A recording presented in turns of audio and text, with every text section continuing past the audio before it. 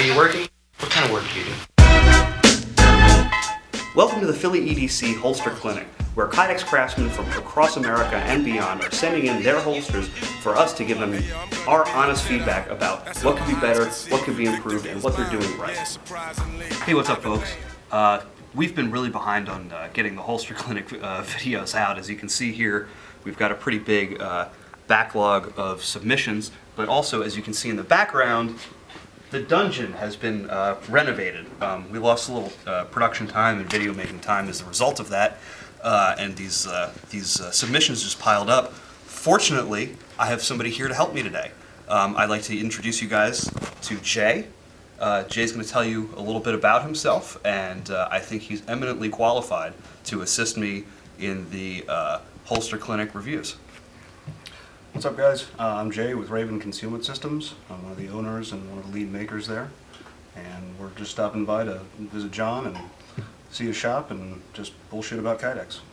How long have you been making holsters, Jay? Since 2006. Yeah, so that's it's a lot of experience there, and I'm happy to say that he's been able to come in here and lay some pretty good knowledge on me, and hopefully you guys are going to get the benefit of although we were delayed, you're going to get probably one of the best holster clinics we've ever done so far. So we've got a lot to get through. We're going to start with this one. Our friend JT over at 101 Holsters and of the Kydex Wars podcast sent in this one. Primarily, I don't think this isn't necessarily a representative example of everything they do over at 101 Holsters. However, this one does feature a flat back, and he sent this in such that we could discuss the merits of doing a flat-backed holster.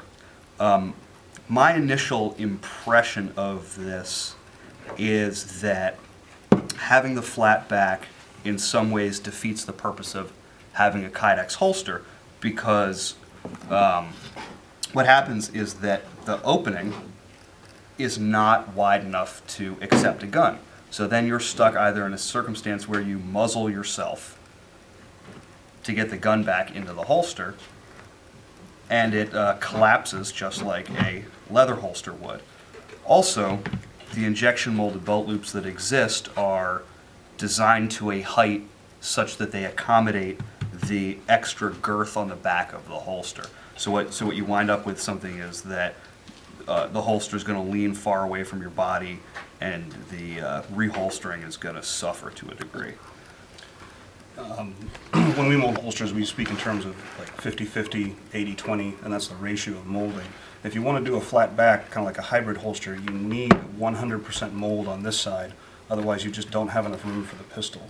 So if this was a more flexible material, maybe a 060, 040, if you wanted to use Kydex, it probably wouldn't be terribly durable, but it'd be more forgiving as far as the amount of space you have in the overall width of the holster. Yeah, and what you'll see on something like a crossbreed or a hybrid holster is that front shell is vacuum formed, and it's a very deep and precise mold. If I had to guess, I would say that if this was vacuum formed, it was done either at a relatively low temperature, or that it was pressure formed using two pieces of foam on the top. And what you run into is that you get this very gradual, but I would say not 100% mold on the front face of this. So what you wind up with is a holster that's actually narrower than the gun. So those are our thoughts on the flat-backed holster. You need to make a lot of accommodations if you want to make that work. Done and done. On to the next one. Let's do this like an assembly line. This fella's been on here a number of times before. We've given him some pretty solid and occasionally tough love feedback. This is a third submission from Guardian Angel Holsters, and those of you who have watched the previous Holster Clinic videos will see a significant improvement over stuff that's been sent to us before. The retention is much better, the layout is much better, stepping it up to using the injection molded hardware. The finish is relatively consistent. However, there are still, everybody's got room to improve, so we're still going to give you some good feedback and criticisms here. Do you want to start, Jay? Sure.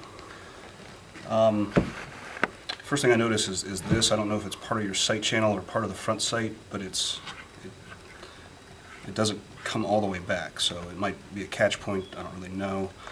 We got a little overheating here where you pried this out and away. The width of it, the bends are really nice. They're pretty crisp, not too bad. But the width outside of the rivet line, it really doesn't need to be proud of the clip itself. You could trim that back, and you'd still have plenty of material. That's about all I'm seeing here. Yeah. In terms of doing stuff like, if you want to make a holster such that you have a flare here in the front to aid in reholstering, what I find is that more often than not, it's better to build that into the holster up front rather than go back and do it every single time. One is that you, whatever you build into the mold is going to be consistent in terms of everything you make. Whatever you have to do by hand is inevitably going to have more variation than what's done in the mold process itself. So you could probably get away with building in some sort of flaring into the mold of the holster. And what you'll notice is that what's become kind of common to see is that, while some folks just fill in the ejection port with some sort of spacer or material, if you put a spacer over it such that it's taller there, not necessarily on this example due to the flat back, but if you had a 50-50 built holster, this actually creates, it kind of simulates that kind of flare such that you do get a little bit more clearance to insert the muzzle back into the holster. So that's something you can think about there. It doesn't necessarily need to be across the whole thing. It just adds a little bit of space for you to do it that way. I would also spend a little bit more time making sure that the eyelet pattern is perfectly straight. And not only does it need to be straight in relationship to the other eyelets, it needs to be straight in relationship to the edge. You can see here on this side that it does kind of spread. Another thing is, I would really recommend using some sort of like machine screw or Phillips head screw here, because the flatheads over a period of time, when the flathead slips out of that groove, it's just going to mar up the flathead and it'll look kind of crummy over a longer period of time. Also, pay attention to the shape. Make sure that you're not doing anything arbitrary. I would, make sure that the eyelet spacing in relationship to the edge and the crease all make sense. You don't just have to put them in there and then sort of make up the shape of the holster once it's assembled. Kind of know what it's going to be before you start and have a plan and go from there. But in terms of what you've been submitting to us, the improvements, time and time again, are really good. And I'm excited to see your progress. I'm sure you're going to send something in again. Oh, good job on the injection molded belt loops, by the way. Very much appreciated on that. What do you want to do next? You want to pick one? Sure, show, man. All right. Let's, is the 34 over there, John? Take a look. All right. This is from Chris Rabago. First of all, thanks very much for the variant speed loader. That thing is awesome, and I use it all the time for my J-frame. I really like these. These are super simple. They just have like a couple little tweaks here and there. The single loop mounted to the body is like a super old school classic design. I think it's like the was it the Bruce Nelson summer special that that we saw that on first. It's kind of like raw leather on the outside with the single loop. I think you can still get those. Good job on building in the adjustable retention. That's not always really easy. Does that have the X300 on it? Yep. Good. So in terms of like adjusting the retention, it's got a good friction fit. It doesn't snap, but I wouldn't say that's the worst thing in the world.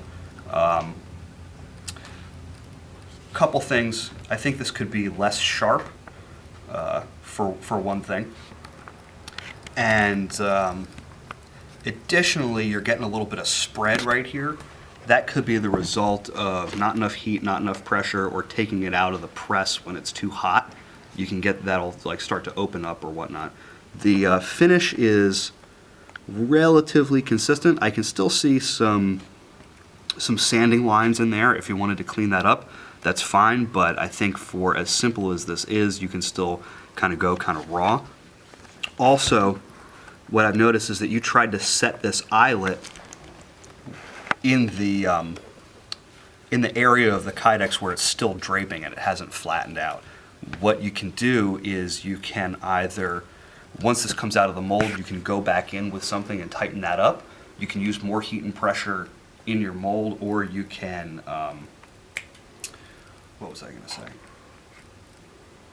Yeah, or build something into your mold such that you can solve that issue there. One of the first things I see is the clearance here and the grip. I like to cut these so that there's just absolutely nothing in there that's going to contact the hand as you're seating the firing grip. So that's just cutting back to about the center of the trigger guard on everything you do. That way, if they undercut their trigger guard or they make a modification, you're sure that that's going to clear. It's not a real big deal, day to day, but if you take a class or something, you really appreciate not getting any Kydex in your hand time after time after time. And let's see. Retention, it's okay. I do notice on the retention a little bit, it's a little draggy, mushy almost. Probably just need more tape on the glue gun if you're using a glue gun. Because a lot of times, especially with the foldovers, you just really need to build these up quite a bit over, because glue guns aren't the same size, they're a little smaller. So you just really need to build it up a little bit, and that'll get you a much cleaner retention where you won't feel any drag on the holster whatsoever. Another thing I'd like to point out is Kydex has a grain direction, and I see this a lot. This holster is made with the line of extrusion, basically, the way it comes out of the machine that makes it, going this direction. And on this holster, it's going this direction. It doesn't really matter what you choose for your holsters, but you should be consistent. So this holster should be parallel, this should be parallel, or they both should be perpendicular. What you'll find from holster to holster to holster, if you change this, you can have an identical holster, same heat, same pressure, same tool, and the retention will be different. It'll be tighter with the grain going this way, it'll be looser with it going this way. So it's just something to keep in mind when you're laying out your materials and stuff, to keep that in mind. There's an article on DIYholster.com. I think they've got a blog or a forum or something over there that describes the particularities of Kydex and the grain, and it's definitely worth a read. It's like illustrated with some pretty good pictures that depict, those of you who have been doing this for a while are familiar with the way a sheet of Kydex will expand and contract or warp in one direction or another. And the write-up that DIYholster.com has is pretty good in terms of getting you introduced to that phenomenon. This guy, I think, is a very slick rig. I like the way it just translates directly over. One thing that I noticed about these two is that this issue here is addressed differently between the two holsters. In terms of stylistic and functional considerations, keeping this consistent would be pretty beneficial. Now, on the one hand, this model, it's got a more obtuse angle, which is a little more ergonomic and a little gentler on you as a person. However, the acute angle of this one does provide for a catch point in the event that the soft loop fails, so that you can catch it on something and potentially strip the gun out of the holster if you've experienced some sort of like soft loop failure, which is, considering that this is a pull the dot, that's a remote possibility. So it's worth it to decide ahead of time on details like this and keep them consistent through the production line. Additionally, while this is addressed, this edge here is addressed pretty nicely, I would suggest getting a tighter mold so you don't get quite as tall of a pinch over here, and so you don't get as much excess material here along the side channel. We build our side channels pretty tall, but we do make sure that that wrap over is really tight at the same time so we don't get any kind of like pinching or excess. The retention on this is nice. It's smooth. It's got a good snap as well, where the mounting points for the light interface. I think that's really good. You mentioned that you're thinking about getting the DIYholster.com light channel kit. I think that's really good. It'll help you reduce the profile of this overall. And just like the other one, make sure that you don't get a excess material here as well. I like the way you've kept these simple for yourself without too many unnecessary complex cuts where you run into trouble. I think you're doing these smart and at the limit of whatever your skill is. You're not like creating problems for yourself by making them too complex, which I think is a good way to start. You sort of do baby steps and build skills and move on from there. What's next? Let's pick one. All right, let's do this guy. This here is from Raven Concealment. We've got a nice plain Jane black holster. Oh, you recognize these? Yeah, those are nice loops. Yeah, man, they're pretty good. The definition on this is good. I can tell that you had a pretty good idea of what you wanted this to be before you started. What's really nice is that something that even I struggle with, when you tape up a blue gun, you can get like little tape lines. I don't even really see them in here, which I think is nice. I like your selection of hardware. I'm a sucker for the oval head machine screws. I think they sit in the eyelets really nicely. The retention on this is good. It's like a nice positive snap. However, I think you're getting away with a lot of stuff as the result of making it wide and making it out of 60 thousandths. I think we'll address that in a minute. The edge fit and finish is pretty good. There's a little bit of chatter here and there. I think you could sand them. I think you could get them a little bit tighter. There is a little bit of a seam still visible throughout. But buffing takes a long time to get good at. You know, you got to really spend a lot of time burning up your edges before you get there. But I think you've done a pretty good job of addressing some of the transitions in the edge as well. Yeah, I think it's clean, and what I would do with this essentially is just nitpick it in a number of ways, and for that, I'll pass it off to Jay here. The molding is excellent. I mean, the draft is not too much. Like you said, a lot of times I'll see guys that have really tight definition, and they're getting away with their retention by making this wider. Because the wider you make this, the more it's going to flex and open for you, and forgive things like this being cut out. If this was tightened up like that, and we made this out of 080, that would be a catch point. You wouldn't get this out of the holster. So I like to fill these in completely, or like he does, put a stick in there so that there's just no drag there. Because the other thing that's going to happen is somebody somewhere is going to get your holster, they're going to start using it, and it's going to carve the finish right off that part of the gun. I don't care, but your customer might care, so it's something to be aware of. Other nitpicks, that's a sharp corner. I like to round those out. I just don't like to be able to feel a point in the corner. Like that's nice, a little rounded, but it's a little sharp there. Another tip, get something that's about an 1/8 inch wide, whether it's a stick or a square block that you get at the hardware store. And when you have these rivet lines, set that against the outsides of your rivets and just trace along it. And that way you know you're going to be well outside that finishing range, because you'll carve about another 1/16 of an inch away when you're finishing it, but you're never going to do things like get really close to your rivet and have to worry about taking the finish off that while you're buffing it or sanding it or whatnot. And other aesthetic issues? Yeah, I feel like there's the shape of the bottom of this holster doesn't have a lot of relationship to the rest of the angles and the rest of the appearance.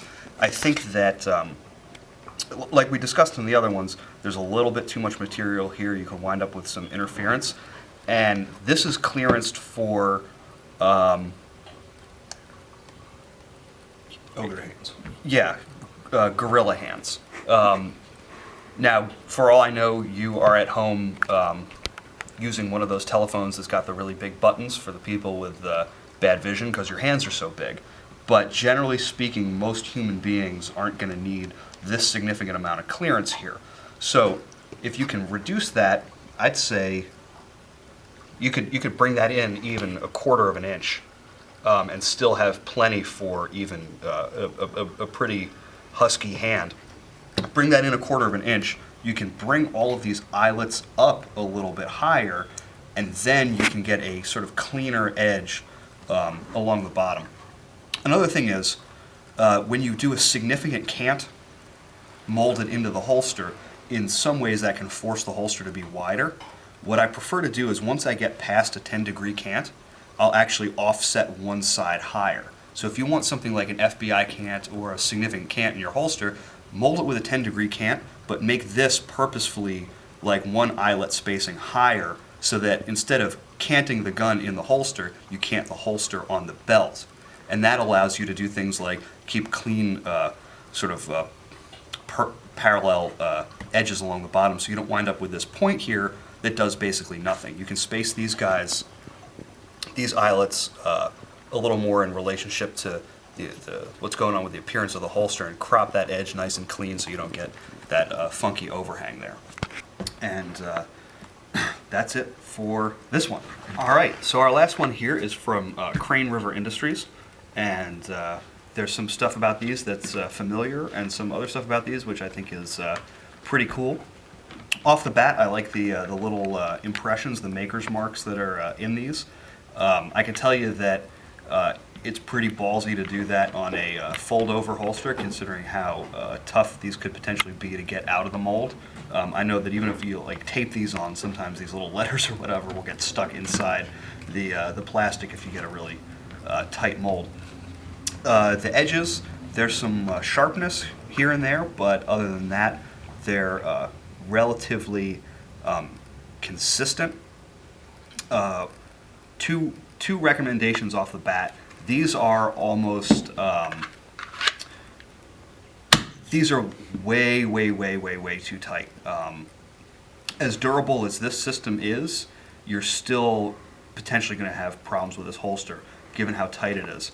One of those problems is going to be that the amount this is going to need to flex and stress may be more than 60 thousandths can handle over a period of time. Two easy fixes: get a little better control over the retention inside that trigger guard. Do you want to share the example of what you brought so we can talk about it? Yeah. So if you look in this one right here, this is something that Jay's made.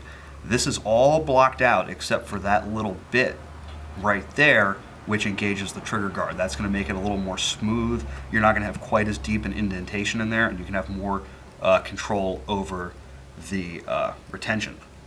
Another thing that you'll notice is that these eyelets here, the position of this actually causes the trigger guard area to crush down in the holster. This is made such that this area is not only addressed such that it's flat and you don't get as much draping of the kydex, but also such that you can position the eyelet close without causing the draping to crush and increase the retention of the holster. I would strongly recommend a slotted post for this application. You can get them DIY holsters or at chicagoscrews.com. And the flathead screws, like we've mentioned before, over a period of time of taking them on and off or adjusting them or what have you, these are really easy to strip, and they'll just sort of like blossom open and not look as good for as long. And finally, I think you can, and we do, buff the edge on these struts after we cut them down for a 2-hole application. So yeah, just throw that on the buffing wheel real quick. If you don't have a buffing wheel, I think it's time to get one. And you can clean that up and make it look almost factory in terms of an edge. Oh my goodness, yeah. I would dial that back. That's like that's a hernia level of retention there. You can actually see when you get into this draft here, you can see that's cutting in now, and that is spread open because of that. Like, you can see how it's not touching the sides. That's why that's happening right now. Actually, if you pull the gun out, and if we show it going back in, you show them how much it spreads open. Yeah, That is going to be a fracture. It's gonna break there. It's gonna pull through there. Another way you can address it is just kiss this with some heat from your heat gun. If you can't avoid that, in order to put this where you want it, and it'll relax it a little bit, and it'll get rid of some of that issue for you. Yeah. Let's talk about this one here. I think this is pretty interesting in terms of an IWB design. I think you may have over-riveted this a little bit. I think some of these may be unnecessary. However, like you mentioned, it does give you the versatility to throw another strut on this face of the holster so that it's fully tuckable. I do like how curved it is on this edge, because you are actually going to create a circumstance whereby that curve helps you tuck the butt of the gun into the body a little bit. This does also have a pretty heroic level of retention, which I think is going to inhibit the function of the holster. It's a result of exactly the same thing that's happening here. I'm also just now noticing that you're using 2 different kinds of hardware. I would make that more consistent, and like I said, go with a slotted post for this application. Yeah, like that. So you've got mismatched hardware on this holster. I mean, I know this is what if you order these loops from DIY, they're going to come with the screw and the post for that.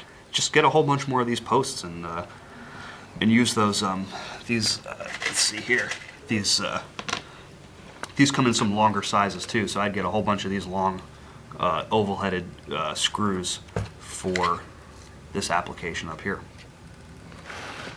Yeah, I really like the way you did this, because when this is going to sit in your body, this is actually going to pull this out towards your belt and help push this in. So even though you don't really have any kind of wedge feature here or leverage to push the butt in while you're wearing it, this will kind of pull away and help do that. So that is a nice function. I'll agree, a little too many rivets for my tastes. I like to do a couple close spaced up here, so you can adjust where that's going to sit. Maybe a couple close spaced down here, so you can adjust where your strut would sit. But then you can just have one that bridges the gap, and it'll hold together just fine. Yeah, I don't think between 3 up here and 3 down here, you're going to have a big enough gap in here that you need more rivets to kind of help squeeze the kydex together as you span a great distance. So I think you'll be okay. I mean, you might only need to go 2 fewer eyelets, because 2 holes down here is enough to get a strut in there and still adjust the height. And I'd say 3 holes here. Well, I think you really only need 2 holes at the top, because if you space that down to the 3rd one, you're going to have a pretty strong, like, negative cant on the holster, which is going to make it pretty tricky. But yeah, and also considering how many holes there are. Let's grab a strut. Do I have one sitting around here? Here we go. Yeah. Considering how many holes come in the top of the strut for adjustment, I think you could do away with a number of these eyelets, save yourself some time, make it a little less cluttered in terms of its appearance and still keep the robustness that you're looking for by having these eyelets. Also, I think you should have the finished face of the eyelets on the front here.